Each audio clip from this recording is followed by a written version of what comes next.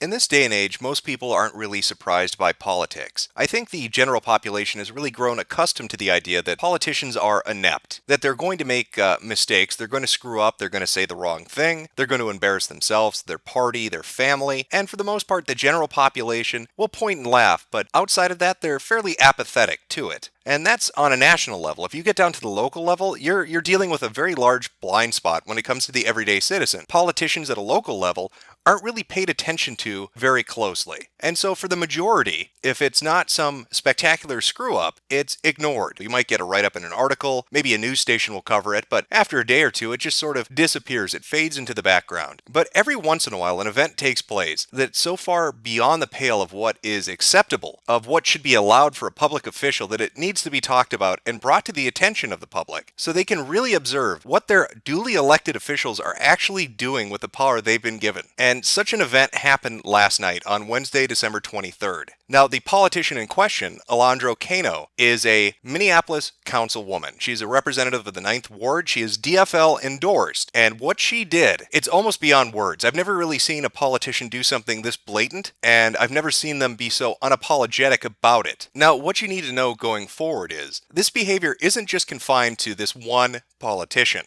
In fact, it's a common theme played out again and again and again when it comes to the DFL, the Democratic Farmer Laborer Party in Minnesota. And we're going to be talking about these different incidents, but I want to focus on this one to start. Now, more than likely you're familiar that yesterday there was a protest scheduled at the Mall of America. The Mall of America is a nationally recognized gigantic mall. It's located in Minnesota, and the protesters had chosen it for their place to draw attention to their cause. Now, their cause is a multifaceted thing. But this was Black Lives Matters. This is the group that's been showing up on college campuses all over the country, and more recently in Minnesota for the Justice for Jamar protests outside the 4th District Police Station. Now, Jamar Clark was somebody who was shot by a police officer, and some of the witnesses had claimed that he was handcuffed, put face down on the ground, and executed by police officers. The official story is quite a bit different. The police and the local authorities say that Jamar had beaten a woman, that EMTs had arrived on scene to render aid to her, that he attacked the EMTs to stop them from being able to render aid. The police officers showed up on scene, tried to get him to stop his attack on the EMTs and let them take care of her, and that he'd gone for a gun, and the officer shot in defense. Now, that one event caused a protest that has lasted for months. It was only recently ended when the local government came in and bulldozed the encampment, and they had an encampment surrounding the police station. Up until then, there had been multiple reports of violence, there had been vandalism, people were throwing bricks and breaking bottles on the highway, they were blocking off traffic, they were putting up graffiti, they were getting violent with anybody who was coming into the area, and we'll look at clips of that. But it was a very large gathering that had sustained itself for quite a while. So this was one of the things that was involved in the Mall of America shutdown. Now, as people came to find out, it wasn't just the Mall of America. They actually targeted the airport as well, trying to shut down people's abilities to take trips over the holiday weekend. So this massive protest goes on, and who do you think is in the middle of it? Who do you think is involved in this protest? That's right, your Minneapolis duly elected city councilwoman. She's taking part in the protest. In fact, if you look at her social media accounts, you will find out that she's been actively involved with Black Lives Matters and with Justice for Jamar. She is unapologetic and she's very outspoken about it. She talks about it on Twitter, she talks about it on Facebook. It is something she is deeply invested in. So after having attended this event and the local press covering it, she received emails from constituents, from people in her district and all over Minnesota who said they disagree with a city councilwoman going to these protests. Now, how do you think she reacted? What do you think the reasonable reaction of a politician in this situation would be? To perhaps email them back and have a discussion about it, or to just simply ignore it? Well, that's not what she did. Instead, what she did was take their private information, including their full name, phone numbers, emails, and home addresses, and post it on Twitter inside the hashtag used by these activists who are known to be violent, by these activists who have caused property damage, who have shut down highways, who have shut down malls, and who have shut down airports. She did this repeatedly for hours on end, doxing people over and over and over again. Now, her initial response to the criticism was, this is legal. In fact, this is what we're supposed to do. She would have the Minnesota public believe that when political officials have correspondences with everyday citizens, that they release that information in a hashtag on Twitter. But that's not the case. That's not the proper protocol that's followed. If I were an elected official, I can't choose a hashtag to throw your private information in and then use my account to put it out there. However, the majority of people who are watching this take place didn't really believe that because they're not complete idiots. So what do you think her follow-up response was? Was she reasonable in removing the information? Of course not. Not surprised that I'm being targeted for supporting today's Black Lives Matters event. Data practices requests are helpful in exposing racism. So what is the implication of this tweet? What is she saying as a elected official? That the information she released on people, on her constituents, was in regards to racism? Is she claiming that the people who criticized her involvement in this group, this activist group, were racist? Or is she criticizing the people that were responding to her releasing that information? Either way, it's a heavy claim from an elected official. It borders on libel. She's making a public written statement saying that anybody who disagrees with her and the people that she released information on are racist, with nothing to back it up. She is smearing their name publicly in an official capacity as she releases information related to her job. But of course, it's not just racists that are out to get her. No, it's misogynists too. This is another tweet she released after receiving more criticism. Many of us women of color are being targeted for standing up and speaking out. We need to support one another. So it's not just that the people who are criticizing her are horrible racist people that don't like black people. No, it's that they're misogynists and they hate women as well. Now, if you fast forward a few hours, interestingly enough, all those tweets mysteriously vanished. I'm not sure why that is. Maybe it has to do with the national media coverage, or maybe somebody at the DFL told her how badly she was going to get sued for doing something this preposterous, something this abhorrently wrong. But then again, who am I to criticize her? She's the politician here. Kano obviously knows what her job entails. That's why she goes on expensive, taxpayer-funded vacations to Europe. You know, the ones that cost thousands and thousands of dollars and bear no legislative fruit? Because that's what being a politician in Minnesota is about. That's what being a part of the DFL is about. And of course, she loves using the station of her office and the accounts which are associated with it to help you check your privilege. Because we wouldn't want any white heteronormative males getting away without knowing that they're shitlords, and that they should feel badly about it. Of course, if you dare to criticize her, prepare to be blocked. Now that's sort of funny, isn't it? That she can claim that she's using Twitter in an official capacity related to her job to release information to the public, which she is compelled to do, yet she blocks the public from viewing that very information. It's almost like she wants to have her cake and eat it too. But again, I'm just a stupid taxpayer. I don't know what I'm talking about. Clearly, when you become a politician, when you become part of the city council of Minneapolis, you can release people's private information to activists that have done violent things in the past. And who cares if anybody has a problem with it? You can just block them. And if it gets real bad, here I come, Europe. But hey now, it's not like there's a problem if a politician wants to be a part of an activist group. So what if Kano associates with Black Lives Matters and Justice for Jamar?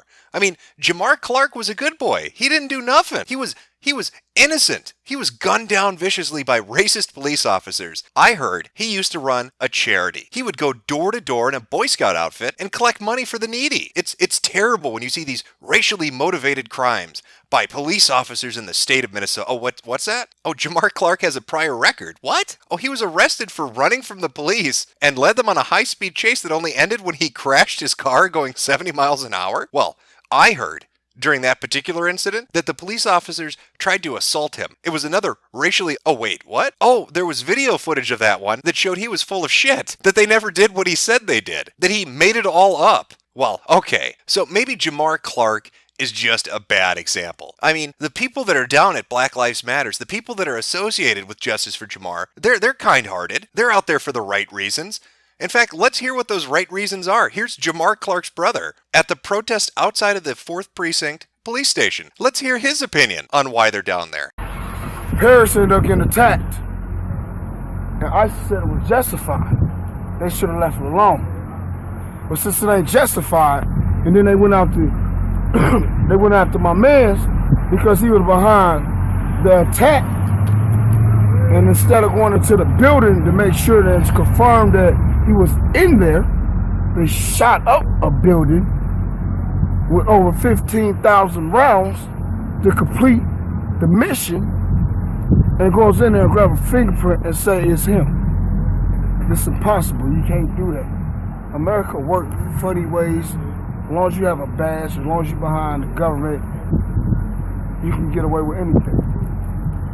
You know, I've been saying fuck Obama, but y'all turn Obama hair gray. So you know what? Obama, you need to tell them, fuck y'all. Leave ISIS alone. Let them motherfuckers do what they end up doing. I'm with ISIS all the fucking way. From here on out. Shit, let them kill any motherfucker body they want to end up killing, because you know what? They doing it for a reason. And they're doing it for a stand. Just like we doing this shit for a stand. It's for a reason. All this shit's for a reason. I'm sorry, did he say ISIS? I think I must have misheard him. He must have said, God, it's really icy out here. He must have been talking about the weather because Winter Chan is coming and bringing her snowy embrace to the state. He couldn't seriously have... I'm with ISIS all the fucking way. From here on out. Shit, let them kill any motherfucker body they want to end up killing. Oh God, he did. He did really say that. And this was directly after the Paris attacks, where 100+ people were murdered in cold blood, and hundreds of others were injured? Alright, so I'll admit, maybe associating with movements that back career criminals, and have members directly related to it that support ISIS and terrorism, maybe that's a bad look. But it's not like people in the DFL itself ever said they support ISIS. That would be fucking crazy. Oh, wait. Dan Kimmel said that? The same Dan Kimmel that was at a DFL fundraiser when he tweeted out, ISIS isn't necessarily evil. It is made up of people doing what they think is best for their community. Violence is not the answer, though. Well, at least he's a pacifist about it. You may remember this little incident. It happened, a little while ago, but it made some news. Oh wait, the whole international community picked up on it because it's insane. Why would you ever say this? Now, the DFL, they freaked out, and they probably kindly told him behind the scenes, hey, don't say that publicly. That's a bad idea, Dan. And maybe you want to withdraw from the race because you're never going to get elected. This is the perfect example of how to kill your campaign with one tweet, by the way.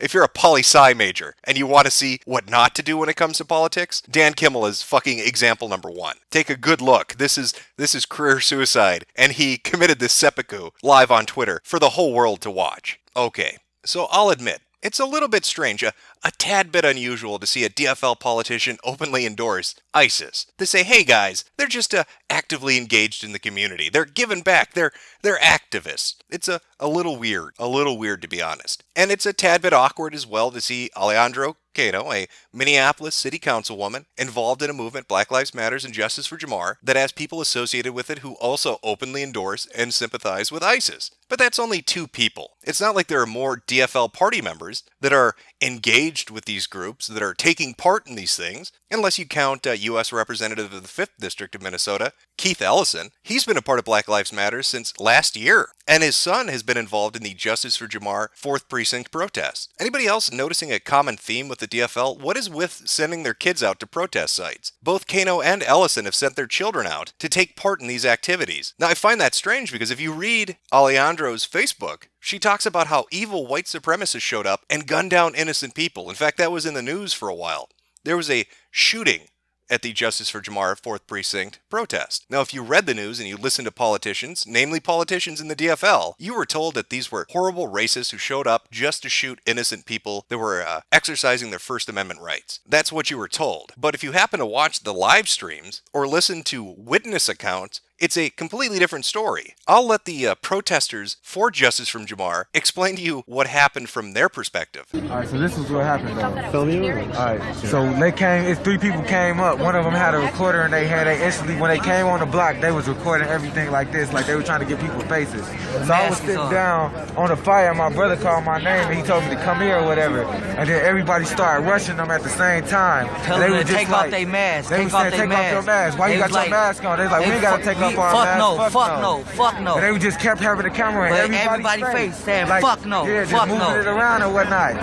So we go back, we go over here and shit. We trying to get them to move around, and it's people like we debating whether they white supremacists or not because one of them got a Black Lives Matter sign, but they all had their face masks on. They didn't want to uncover. And the cover, we tell them all you gotta do is the one that had the Black Lives Matter. I said all y'all gotta do is take off your mask. So somebody out the crowd punched one of them, they hit the gate over here. After that, one of them started reaching and backing up. I'm like, he got a gun. So after they hit the gate again, they hit this way. They went around the corner, somebody hit somebody else and they hit the gate one more time. And after that, they started running back and then the crowd started chasing them down there. I'm telling them like they got a gun, don't follow them, don't chase them down there. They got a gun, they reaching. And when they reaching for the gun or whatever. So they hitting the block, they running down the block and we turn around. I tell him like, no, we turning around. So he telling me to turn around. So I go back, and then we telling the crowd to come back. Like, come back, don't go down there. They got a gun. As soon as they continue to run after them, and then as soon as they got them down there, they try to get them to a spot where there weren't no cameras at, and they start opening fire. And they let off about 8 rounds, and they shot 5 people. So according to the people that were actually protesting there, 4 people showed up. They were a little too white for their liking. People demanded they show ID, demanded they take their masks off, demanded they identify why they were there. When the 4 people didn't comply, they were assaulted. They were punched and pushed against a fence by a group of people. These 4 men then try to leave and are chased by this group, eventually leading to one of them pulling out their firearm and defending themselves. That sounds a lot different from what Kano is talking about on Facebook and what other DFL politicians have been saying on social media. It almost sounds like they had a lynch mob chasing them and fired in self-defense. Okay, so you've got a Minneapolis city councilwoman, and you've got a U.S. representative, and you've got somebody who was running for office, all associated with the DFL, all associated with movements that have made supporting or sympathizing statements in regards to ISIS and have violently behaved in the past. You saw the video clips. I didn't make this up. I didn't pull it out of thin air. These are their words, not mine. But it's not like more people are involved.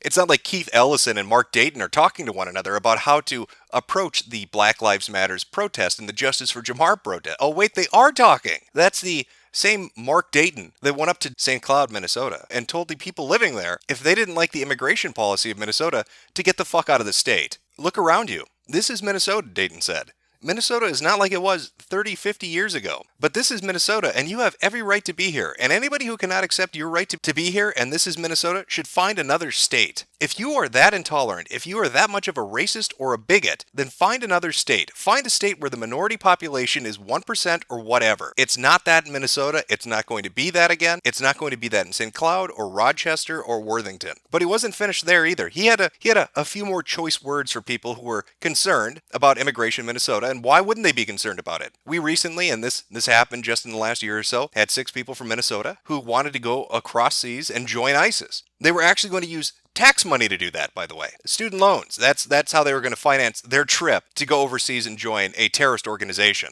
But Dayton thinks you should shut the hell up. That's not something you should be concerned about. And if you are concerned about it, you're a racist. Here's another a gem from this town gathering that Dayton attended. Our economy cannot expand based on white, B-plus Minnesota-born citizens. We don't have enough. Now, for anyone who's ever paid attention to politics in Europe, that sounds awfully familiar to what the Labour Party in the UK told its citizens. We need to import immigrants. We can't sustain our economy without them. And if you have a problem with that, you're a racist and we should shun you. Now, that turned out to be a complete fabrication. It was complete and utterly made up. It didn't help the economy. It created cultural tensions in the country. And here we see Dayton and the DFL employing that exact same tactic.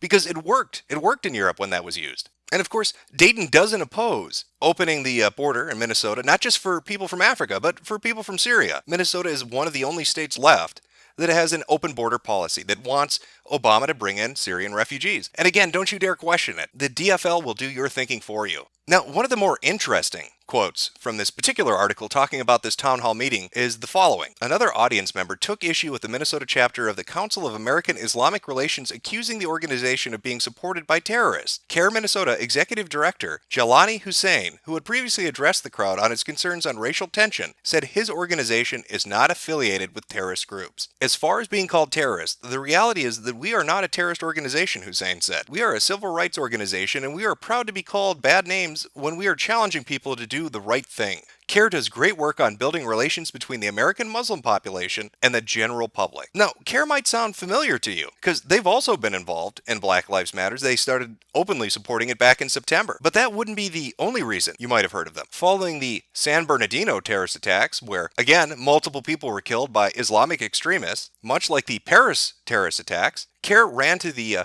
aid of the families, facilitating legal fees, doing press conferences, and generally getting involved. God, am I the only one who's starting to sense a pattern when it comes to the DFL party in Minnesota? Here we have politicians at every level who associate with groups that have made extremist statements or support extremist organizations. Black Lives Matter, Justice for Jamar, CARE, they all seem to have some kind of connection with these politicians. DFL party members, whether they're Minneapolis City Councilwomen or U.S. reps or the governor of the state, all seem to have some kind of an opinion on this. And that opinion is to be taken as law, because if you have a problem with it, as Mark Dayton himself said, get the fuck out of the state. We don't care if you're upset about immigration. We don't care if you have security concerns. You're going to accept it. Because if you don't, we're going to call you a racist. We're going to call you a bigot. We're going to abuse our office, much like Kano did, and release your private information in a hashtag used by people that have expressed sympathy for ISIS. And yet, this is the party that has the most political power in Minnesota. This is why we live in a blue state, because they can push this social agenda and use their office to make sure that their party politics